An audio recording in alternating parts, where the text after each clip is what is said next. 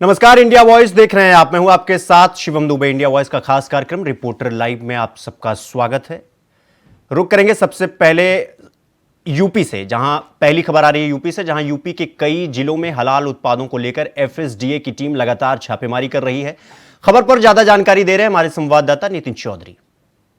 प्रदेश के अंदर हलाल सर्टिफाइड प्रोडक्ट को लेकर योगी सरकार एक्शन में नजर आ रही है। बता दें कि जिस तरीके से हलाल सर्टिफाइड प्रोडक्ट जो है तमाम दुकानों पर बिक रहा है, तो उसको देखते हुए सुरक्षा खाद्य विभाग के जो अधिकारी हैं वो छापेमारी कर रहे हैं। बता दें कि उत्तर प्रदेश के अलग अलग कोने में इसकी जो है पड़ताल चल रही है, साथ ही उन पर जो है छापेमारी भी चल रही है। लेकिन उसके साथ उत्तर प्रदेश के अंदर अलग अलग जिलों के अंदर अब तक काफ़ी FIR भी दर्ज कराई दी गई हैं। लेकिन उसके बाद सबसे पहला मुकदमा जो है लखनऊ के अंदर लिखा गया था। जिस तरीके से हलाल सर्टिफाइड प्रोडक्ट की जो यहाँ पर बिक्री हो रही थी, उनको रोकने के लिए योगी सरकार एक्शन में नजर आ रही है। लेकिन उसके साफ तौर पर कर दिया है कि जिस तरीके से हलाल सर्टिफाइड प्रोडक्ट जो दुकानों पे बिक रहे हैं, जो अलग अलग शोरूमों पे बिक रहे हैं, उनको जो है किस तरीके से देखा जा रहा है, तो उसको ज़्यादातर जो रोक है वो पूरी तरीके से सुरक्षा विभाग के जो लोग हैं, खाद्य विभाग के अधिकारी हैं, वो खुद मौके पर जाके उनकी जो है रोकथाम कर रहे हैं। लेकिन उसके बाद जिले के अंदर भी FIR दर्ज कराई जा रही है। लेकिन बता दें कि अब से ज़्यादा जो अलीगढ़ की बात की जाए तो अलीगढ़ में भी कम से कम 3 से 4 शोरूमों को जो है सीज किया गया है। लेकिन उसके साथ साफ तौर पर जिस तरीके से हलाल सर्टिफाइड प्रोडक्ट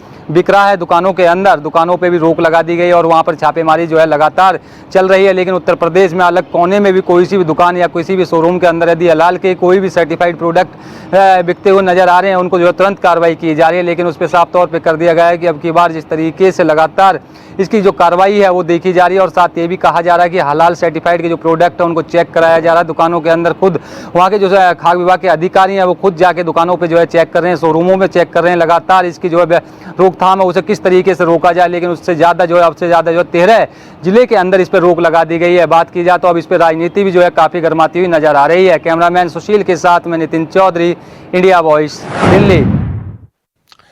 हलाल प्रोडक्ट पर सहारनपुर जिला प्रशासन ने भी कार्रवाई शुरू की है। खबर पर ज्यादा जानकारी दे रहे हैं हमारे संवाददाता शरद कुमार।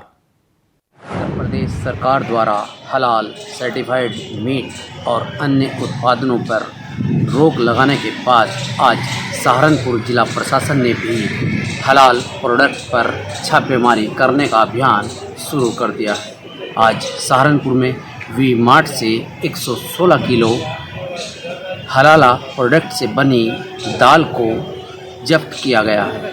सहारनपुर में जिला प्रशासन ने हलाल प्रोडक्ट पर जिस तरीके से प्रतिबंध लगाने के लिए अपने प्रयास शुरू किए हैं, उससे व्यापारियों में एक हड़कंप की स्थिति बनी हुई है। लेकिन चूँकि यह पूरा मामला उत्तर प्रदेश सरकार के द्वारा प्रतिबंधित किया गया है, इसलिए कोई भी व्यापारी संगठन इस पर बोलने के लिए तैयार नहीं है। आज जिला अधिकारी सहारनपुर की पहल पर सहारनपुर में वी मार्ट के बड़े शोरूम से 116 किलो प्रतिबंधित दाल जो हलाला प्रोडक्ट से बनी हुई थी, उसको जब्त करने का काम किया गया है। शरद कुमार, इंडिया सहारनपुर। रुक करते हैं अगली खबर की ओर। अगली खबर भी अलीगढ़ से है, जहां अलीगढ़ में भी एफएसडीए की टीम लगातार हलाल उत्पादों को लेकर छापेमारी कर रही है। खबर पर ज्यादा जानकारी दे रहे हैं हमारे संवाददाता मोहम्मद शाहनवाज।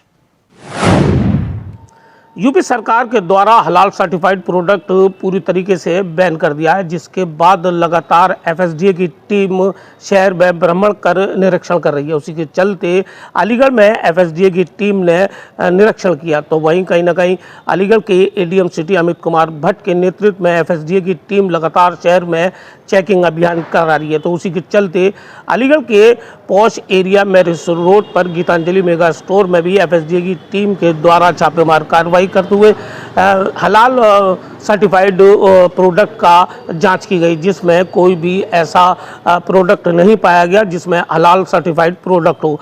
जिसके उपरांत एफएसडीए की टीम ने एक नमूना जांच के लिया है। तो वहीं एफएसडीए की टीम लगातार शहर में निरीक्षण कर रही है और लगातार दुकानों पर और मेगा मार्ट शॉपिंग मॉलों में लगातार छापेमार कार्रवाई कर रही है। उसी के चलते एफएसडीए की टीम ने दोधपुर, रेलवे रोड, सेंटर पॉइंट जैसी जगहों पर हलाल सर्टिफाइड प्रोडक्ट को लेकर शॉपिंग मॉल जैसे बड़े बड़े स्टोरों में छापेमार कार्रवाई की है। तो वहीं कहीं ना कहीं आपको बताते चलें कि एफएसडीए की टीम लगातार कल से और आज तक हलाल सर्टिफाइड प्रोडक्ट को लेकर जांच कर रही है, लेकिन अभी तक एफएसडीए की टीम को कोई भी ऐसा प्रोडक्ट नहीं मिला है जिस पर हलाल सर्टिफाइड प्रोडक्ट हो। तो कहीं ना कहीं वहाँ पर पूरे साफ तौर पर ड्रग इंस्पेक्टर दीपक लोधी का कहना है कि अगर इस प्रकार का किसी भी दुकान या शॉपिंग मॉल में हलाल सर्टिफाइड प्रोडक्ट पाया जाता है तो उस पर सख्त कार्रवाई की जाएगी, उसको किसी प्रकार को भी बख्शा नहीं जाएगा। तो कहीं ना कहीं हम कह सकते हैं कि अब हलाल सर्टिफाइड प्रोडक्ट किसी भी दुकान पर नहीं मिलेगा। अगर ऐसा होता है तो उस पर कानूनी तौर पर सख्त कार्रवाई की जाएगी। कुल मिलाकर अब इस तरीके का कोई भी प्रोडक्ट किसी भी शॉपिंग मॉल में या किसी भी दुकान पर आप नहीं भेज सकते हैं। अगर ऐसा पाया जाता है तो आप पर कार्रवाई सुनिश्चित है। अलीगढ़ से मोहम्मद शाहनवाज, इंडिया। उत्तराखंड सरकार लगातार उत्तरकाशी सुरंग में फंसे मजदूरों को निकालने का प्रयास कर रही है। खबर पर ज्यादा जानकारी दे रहे हैं हमारे संवाददाता स्वीटी दीक्षित। तो बता दें कि उत्तरकाशी के जो सिलकिया टनल की जो तस्वीर निकल के सामने आ रही है उसमें ताज़ा अपडेट ये है कि अंदर से जो 41 मजदूर हैं उनके सीसीटीवी के जरिए जो फुटेज आया है उसमें साफ तौर पे नजर आया किस तरीके से वो मजदूर सुरक्षित नजर आ रहे हैं। कोशिश यही है उन मजदूरों को विटामिन दिया जाए और इसलिए मेवे भी उनको दिए जा रहे हैं, लिक्विड के तौर पर खिचड़ी भी उनको पहुंचाया जा रहा है। जो टनल है उसमें एक पाइप जो है वो डाली गई है, उसी के माध्यम से सारी सुविधा जो है उनको दी जा रही है। अब उनके अंदर शक्ति की कमी ना हो इसलिए मेवे भी, सूखे मेवे उनको भिजाए जा रहे हैं। आपको बता दें कि यहाँ पे 5 ऐसे प्लान हैं जिनको धरातल पे लागू किया जाना है। इसमें से 2 पे तो अमल होना शुरू हो चुका है, बाकी 4 प्लान ऐसे हैं कि एक ऊपर से हम टनल के अंदर ड्रिलिंग करके कोशिश करेंगे कि 5 मीटर की पाइप जो है वो उसको इंसर्ट किया जाएगा, उसी के जरिए जो खाना पानी है वहां से भी भिजवाया जाएगा। अगर वो 5 mm की पाइप अगर इंसर्ट हो गई तो कोशिश किया जाएगा उसको और बड़ा किया जाए और उसी की सहायता से मजदूरों को बाहर निकाला जाए। ड्रिलिंग मशीन का लगातार प्रयोग किया जा रहा है। जो दूसरा क्षेत्र है टनल के दूसरे ओर यानी कि जो बडकोट का रास्ता है वहां से भी लगातार ड्रिलिंग करके कोशिश यही की जा रही है कि वहां से भी पाइप डाला जाए और मजदूरों को निकालने का प्रयास किया जाए। 90 मीटर का रास्ता जो है वो महज बच चुका है दोनों साइड से। कोशिश यही की जा रही है कि जो ड्रिलिंग मशीन है, विदेश के भी टनल एक्सपर्ट बुलाए जा रहे हैं, कई ऐसे ड्रिलिंग मशीन है, ऑगर मशीन है जो मौके पर मौजूद है और लगातार प्रयासरत है प्रशासन। पीएम की टीम खुद मौके पर मौजूद है, कोशिश यही कर रही है पीएम की टीम भी कि हर एक चीजों पर बारीकी से ध्यान रखा जाए। अब देखना होगा कि इतनी ज्यादा प्लान के बाद धरातल पे कोई प्लान क्यों नहीं काम आ रहा है, आखिर कब तक वो मजदूर बाहर निकलेंगे। कैमरा पर्सन सुशील के साथ Sweety Dikshit, India voice. Uttarkashi tunnel rescue में पॉजिटिव खबर सामने निकलकर आई है। खबर पर ज्यादा जानकारी दे रहे हैं हमारे संवाददाता तुषार गुप्ता। उत्तरकाशी के सिलकियारा टनल हादसे को 10 दिन पूरे हो चुके हैं और ऐसे में अगर बात की जाए तो मंगलवार सुबह एक पॉजिटिव न्यूज़ सामने आई है। अगर 2 बड़ी पॉजिटिव न्यूज़ की बात की जाए तो पहली ये है कि सोमवार शाम को 6 इंच का जो पाइप है वो सिलकियारा टनल से होते हुए मजदूरों तक पहुंचा और मजदूरों के माध्यम से 6 इंच के पाइप के माध्यम से अब जो पौष्टिक खाना है वो मजदूरों तक पहुंचेगा। पहले अगर बात की जाए तो काजू बादाम और साथ साथ ग्लूकोज ही पहुंच पा रहा था क्योंकि पाइप काफ़ी छोटा था, लेकिन 6 इंच के इस पाइप के माध्यम से अगर बात की जाए तो चार्जर और खिचड़ी जैसे सामग्री मजदूरों को भेजी जा रही है। वहीं अगर दूसरी बड़ी खबर की बात की जाए तो एंडोग्राफिक कैमरा जो दिल्ली से मंगवाया गया था वो सोमवार को पहुंचा और मंगलवार सुबह वो कैमरे को पाइप के माध्यम से डाला गया तो वहाँ की जो तस्वीरें थी मजदूरों की वो साफ नजर आई कि किस तरह से जो उनके हौसले हैं फिर एक बार बुलंद नजर आए क्योंकि ये देखा जा रहा था कि 10 दिनों से ये आशंका लगाई जा रही थी कि वो मजदूर जिंदा है कि नहीं जिंदा है। ये बाहर के लोगों के जो उनके परिजन हैं उनके द्वारा ये आशंका जताई जा रही थी कि क्या वो मजदूर सुरक्षित है कि नहीं, लेकिन इस वीडियो वायरल होने के बाद ये सामने आ गया है कि जो मजदूर है वो स्वस्थ है और साथ साथ सुरक्षित है। ऐसे में अब सरकार और भी तेजी से जो राहत कार्य है, जो बचाव कार्य है वो और भी तेज कर रहे हैं और साथ साथ आज प्रधानमंत्री ने चौथी बार फिर मुख्यमंत्री से बात करी है और ये जाना है कि किस तरह का जो हाल है, जो बचाव कार्य है वो किस तरह से चल रहा है और साथ साथ धीरे धीरे जिस तरह से हम टनल मजदूरों के करीब पहुंच रहे हैं उन्हें बचाने के लिए, उससे कहीं ना कहीं जो प्रधानमंत्री है कहीं ना कहीं संतुष्ट नजर आ रहे हैं। ऐसा माना जा रहा है कि अगले 24 से 48 घंटों में उन मजदूरों को वापस सुरक्षित बाहर निकाल लिया जाएगा। वहीं अगर बात की जाए तो मुख्यमंत्री पुष्कर सिंह धामी ने भी जो टीम है, एजेंसीज है, उन्हें मोटिवेट किया है कि जल्द से जल्द जो मजदूर हैं उन्हें निकाला जाए। अब देखना होगा कि क्या जो विभिन्न प्लान चल रहे हैं वहाँ पर ABC के नाम से, क्या वो सफल होंगे या फिर कोई और प्लान के माध्यम से उन मजदूरों को निकाला जाएगा। कैमरा जर्नलिस्ट निशांत चौहान के साथ मैं Tushar Gupta, India voice. Uttarkashi tunnel हादसे को लेकर सीएम धामी लगातार प्रशासन से बातचीत कर रहे हैं। खबर पर ज्यादा जानकारी दे रहे हैं हमारे संवाददाता अभय कैंतुरा। सिलक्यारा टनल को लेकर मुख्यमंत्री पुष्कर सिंह धामी लगातार अधिकारियों से बातचीत कर रहे हैं, दिशा निर्देश दे रहे हैं और जो एजेंसियां राहत बचाव काम में जुटी है उनकी हौसला अफजाई कर रहे हैं ताकि जल्द से जल्द टनल के भीतर फंसे हुए श्रमिकों को बाहर निकाला जा सके। उत्तराखंड शासन स्तर पर लगातार इसको लेकर मॉनिटरिंग हो रही है। अपर मुख्य सचिव स्तर से लेकर जो निर्माण कंपनियां हैं या दूसरे जो शासन अधिकारी हैं वो इस विषय पर विचार विमर्श कर रहे हैं और ये कहा जा सकता है कि शासन की तरफ से जो मॉनिटरिंग हो रही है उसके सफल परिणाम भी जल्द से जल्द दिखते हुए सफल धरातल पर होंगे। और मुख्यमंत्री पुष्कर सिंह धामी जिस आश्वस्तता के साथ, जिस बातचीत के साथ, जिस भरोसे के साथ इस बात को कर रहे हैं उससे उम्मीद यही जग रही है कि जो श्रमिक टनल के भीतर फंसे वो भी जल्द से जल्द सकुशल बाहर निकाल लिए जाएंगे। कैमरामैन हसमुल साथ अभय कैंतुरा, इंडिया वॉइस। वरुण गांधी ने अब जय श्री राम और भारत माता की जय जैसे नारों को लेकर अपनी ही पार्टी पर सवाल उठाए हैं। खबर पर ज्यादा जानकारी दे रहे हैं हमारे संवाददाता तुषार कुमार। लोकसभा चुनाव से पहले उत्तर प्रदेश की पीलीभीत सीट पर भारतीय जनता पार्टी के नेता वरुण गांधी ने अपनी ही पार्टी पर सवाल उठाना शुरू कर दिया है। बता दें कि उन्होंने जय श्री राम और भारत माता जैसे नारों को लेकर अपनी ही पार्टी पर सवाल उठाना शुरू कर दिया। वरुण ने कहा कि महंगाई, बेरोजगारी और भ्रष्टाचार को लेकर वरुण गांधी ने अपनी ही मौजूदा सरकार पार्टी पर सवाल उठाना शुरू कर दिया। बता दें कि इस बात की चर्चा तो पहले से ही होती रही है कि 2024 के चुनाव में क्या बीजेपी वरुण गांधी को टिकट देगी, और अब ये सवाल और गहरा हो गया है। 2 दिन के दौरे पर संसदीय क्षेत्र पहुंचे वरुण ने अपनी ही पार्टी के नारों, सरकारी योजनाओं की स्थिति और भ्रष्टाचार, बेरोजगार को लेकर सवाल उठाए हैं। बता दें कि वरुण गांधी के ताजा तेवर को इस बात का संकेत माना जा रहा है कि वह अपनी अलग लाइन खींचने के मूड में है। दरअसल वरुण गांधी ने कहा था कि जो लोग नहीं जमा कर पाएंगे उनकी संपत्तियों को कुर्क होगी, उनकी संपत्ति नीलामी होगी। उन्होंने सवालिया लहजे में कहा था कि इसका इलाज क्या है, केवल नारे। वरुण ने आगे कहा कि जय श्री राम, भारत माता की जय, इससे हो जाएगा काम। उन्होंने आगे ये भी कहा कि भारत माता को मैं अपनी माता मानता हूँ, मैं हनुमान जी का भक्त हूँ, मैं भगवान श्री राम को अपना इष्ट मानता हूँ। बीजेपी सांसद ने कहा कि लेकिन मैं आपसे एक सवाल पूछता हूँ कि आज जो बुनियादी समस्याएं हैं उसमें हर व्यक्ति। उन्होंने आगे यह कहा कि मैं भारत माता को अपनी मां मानता हूं, मैं हनुमान जी का भक्त हूं, भगवान श्री राम को अपना इष्ट मानता हूं। बीजेपी सांसद ने कहा कि लेकिन मैं आपसे एक सवाल पूछना चाहता हूं कि आज जो बुनियादी समस्याएं हैं उससे हर व्यक्ति परेशान है। उन्होंने कहा कि क्या उसका हल नारों से हो जाएगा।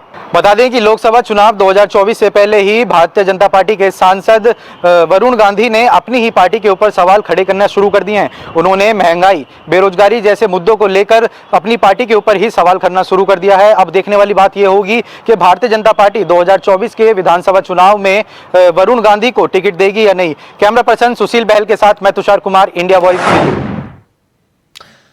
रुक करते हैं अगली खबर का, जहां श्री कृष्ण जन्मभूमि और शाही ईदगाह मामले पर हिंदू पक्ष ने ASI सर्वे चाहती है। खबर पर ज्यादा जानकारी दे रहे हैं हमारे संवाददाता मोहम्मद फारूक। श्री कृष्ण जन्मभूमि और शाही ईदगाह मामले में हिंदू पक्ष श्री कृष्ण जन्ममूर्ति न्यास ये चाहता है कि ईदगाह का सर्वे होना चाहिए। वाराणसी की तर्ज पर, ज्ञानवापी की तर्ज पर ईदगाह का सर्वे ASI द्वारा होना चाहिए। वहीं मुस्लिम पक्ष का कहना है कि 7 रूल 11 पर पहले बहस होनी चाहिए और सारे मुकदमे जितने वो मथुरा में विचाराधीन थे मथुरा में ही चलना चाहिए। इस पर हाई कोर्ट ने अपना फैसला सुरक्षित रख रखा है। देखते हैं हाई कोर्ट का क्या फैसला आता है, क्योंकि मुस्लिम पक्ष भी 7 रूल 11 की बहस करना चाहता है पहले, और हिंदू पक्ष जो है वो इस पर जो है ASI के सर्वे पर उनका मानना है कि पहले ASI सर्वे होना चाहिए। ASI सर्वे की मांग पर अड़ा हुआ है। अब फैसला हाई कोर्ट के ऊपर है, क्या फैसला आता है। इंडिया वॉइस के लिए मैं मोहम्मद फारूक। उधर बहराइच में युवती के साथ हुए दुष्कर्म का पुलिस ने खुलासा किया है। खबर पर ज्यादा जानकारी दे रहे हैं हमारे संवाददाता राहुल यादव। युवती के साथ हुई दरिंदगी का खुलासा पुलिस ने आज कर दिया है। इस खुलासे के लिए लगभग 6 टीमें लगाई गई थी। पुलिस ने आरोपी को गिरफ्तार कर लिया है। हालांकि इस पूरे मामले में मुख्य आरोपी अभी भी पुलिस से दूर है, जिसको तलाशने के लिए पुलिस की 4 टीमें लगी हुई हैं। पुलिस ने बताया कि लड़की जो थी वो लखनऊ से बहराइच पहुंची, तभी उसे बहला फुसला कर अपने घर ले गए और वहां पर उसके साथ दरिंदगी किए।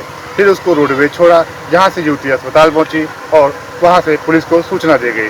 पुलिस ने फिलहाल एक आरोपी को पकड़ जेल भेज दिया है। एक की तलाश के लिए 4 टीमें लगी हुई हैं। बहराइच से इंडिया वॉइस के लिए यादव। जालौन में एक सिरफिरे सरकारी बस चालक की लापरवाही देखी गई है। खबर पर ज्यादा जानकारी दे रहे हमारे संवाददाता विष्णु पांडे।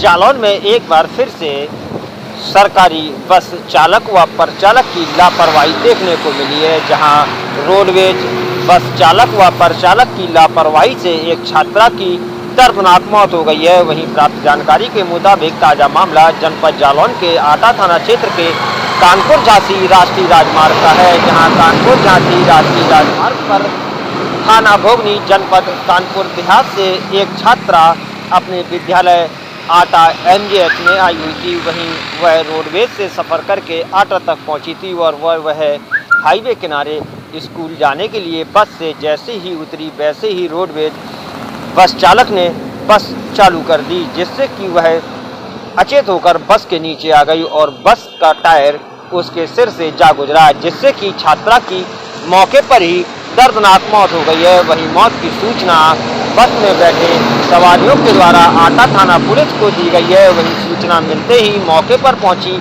आटा थाना पुलिस ने मृतक छात्रा के शव को कब्जे में लेते हुए पोस्टमार्टम की कार्रवाई कर पोस्टमार्टम के लिए भेज दिया है और बस चालक व परिचालक को पुलिस अभिरक्षा में ले लिया गया है। वहीं अपने सहयोगी साथी के साथ विष्णु पांडे, इंडिया वॉइस।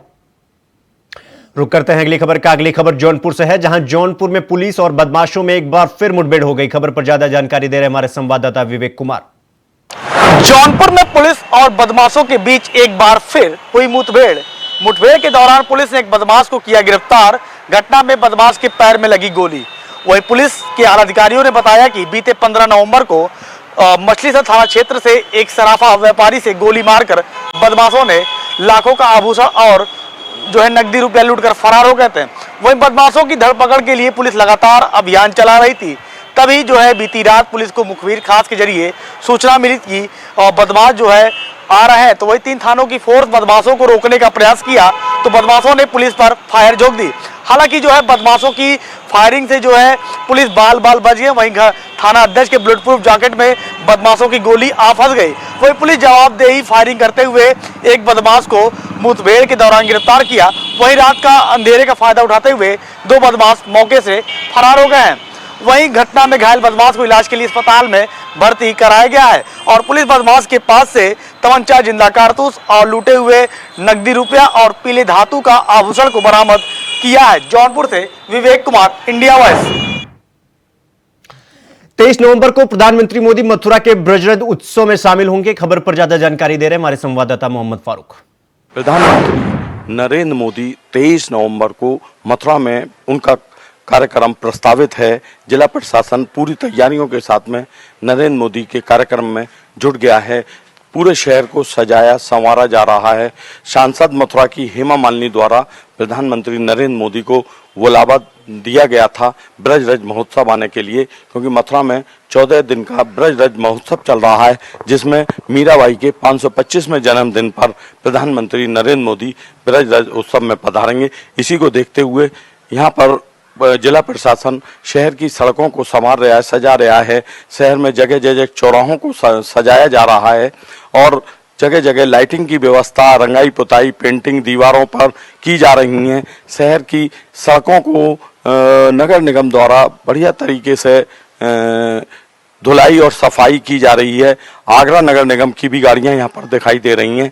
अब देखते हैं प्रधानमंत्री नरेंद्र मोदी मथुरा को क्या सौगात देकर जाएंगे। इंडिया वॉइस के लिए मैं मोहम्मद फारूक। मैनपुरी में 23 नवंबर को समाजवादी पार्टी के राष्ट्रीय अध्यक्ष अखिलेश यादव आएंगे। खबर पर ज्यादा जानकारी दे रहे हैं हमारे संवाददाता मुकेश कुमार। मैनपुरी में 23 नवंबर को पहुंचेंगे समाजवादी पार्टी के राष्ट्रीय अध्यक्ष अखिलेश यादव। जी हां, आपको बताते चले मैनपुरी के बेबर थाना क्षेत्र में गुटारा गांव में एक जनसभा को संबोधित करेंगे, जिसके बाद लोकसभा चुनाव की मुकाबले मैनपुरी की धरती से भरेंगे समाजवादी पार्टी के राष्ट्रीय अध्यक्ष अखिलेश यादव।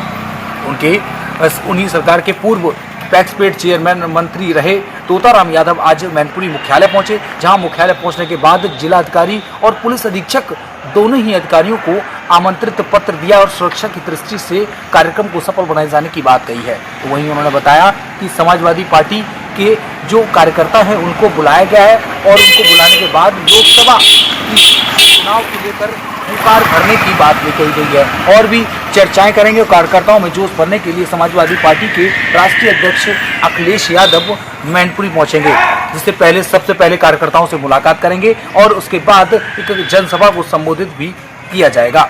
मैनपुरी से इंडिया वॉइस के लिए रमेश कुमार। रिपोर्टर लाइव में फिलहाल अभी के लिए इतना ही। देश और दुनिया की तमाम बड़ी खबरों के लिए देखते रहिए इंडिया वॉइस। नमस्कार।